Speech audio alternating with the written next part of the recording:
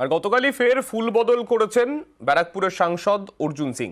আর তারপরেই ব্যারাকপুরে অর্জুন সিং এর বিরুদ্ধে পোস্টার পড়ল।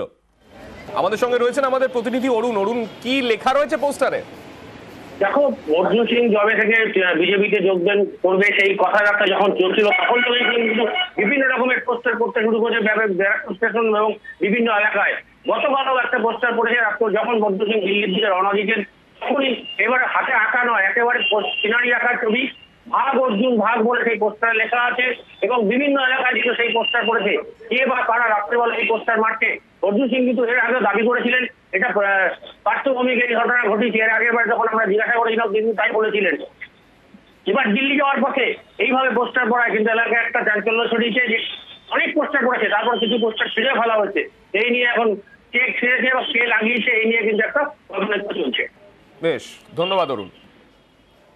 গতকালই আমরা দেখলাম বিজেপিতে যোগদান করলেন অর্জুন সিং এবং তারপরেই স্বাভাবিক ছন্দেই, যেটা হওয়া কার্যত সময়ের অপেক্ষা ছিল, অর্থাৎ স্থানীয় যে বিরোধী গোষ্ঠী যারা রয়েছেন অর্জুন সিং এর, তাদের তরফ থেকে কোনো রকম একটা প্রচার করা হবে সেটা স্বাভাবিকভাবেই বোঝা যাচ্ছিল এবং সেই মতোই ভাগ অর্জুন ভাগ এই পোস্টার পড়ল ব্যারাকপুরে।